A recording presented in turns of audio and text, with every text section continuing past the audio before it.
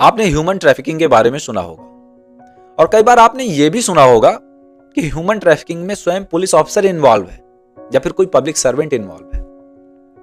वही पुलिस अधिकारी इन्वॉल्व है जो आपकी सुरक्षा के लिए तैनात किया गया है, जिसको लॉ एंड ऑर्डर मेंटेन करने के लिए तैनात किया गया है, वही व्यक्ति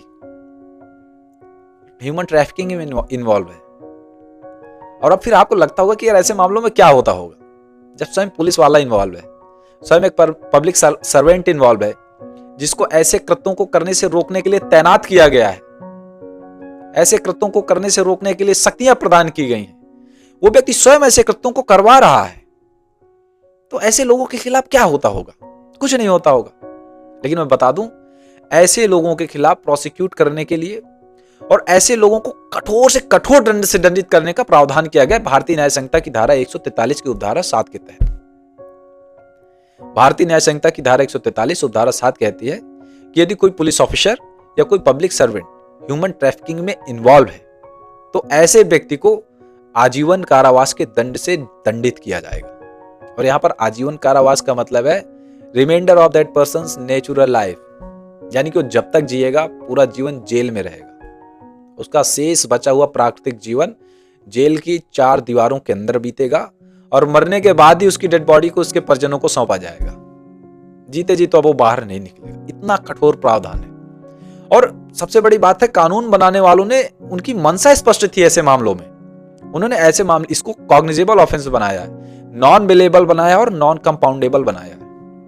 देखिए, कॉग्निजेबल का मतलब होता है कि ऐसे मामलों में पुलिस अधिकारी बिना वारंट के अरेस्ट कर सकती है और मजिस्ट्रेट के ऑर्डर के बिना इन्वेस्टिगेशन शुरू कर सकती है।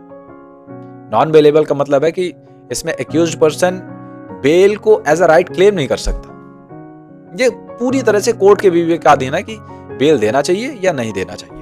और नॉन कंपाउंडेबल का मतलब होता है कि दोनों पार्टियां यानी कि एक्यूज्ड और विक्टिम दोनों आपस में सुलह समझौते के माध्यम से मामले को खत्म नहीं कर सकते। इस पे जो अंतिम निर्णय होगा वह कोर्ट का होगा।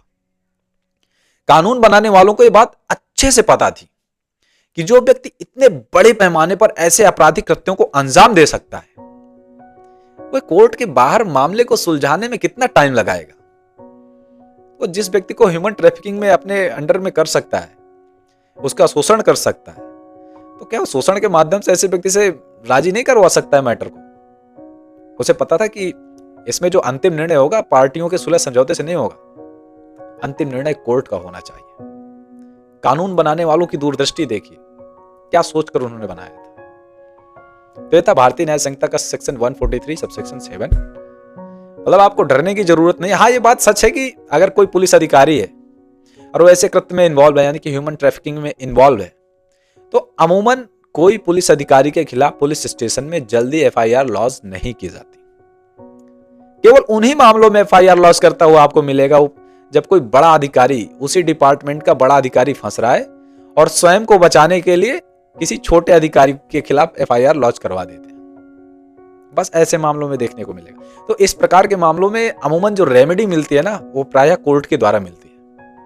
तो अगर ऐसा कोई मामला है तो ठीक है, फॉर्मेलिटी करनी ही पड़ती है, जाइए पुलिस स्टेशन, लेकिन कोर्ट जरूर जाइए। कोर्ट ऐसे मामलों में बहुत शानदार रेमेडी देता है। इस वीडियो में इतना ही, मिलते हैं किसी नई वीडियो में।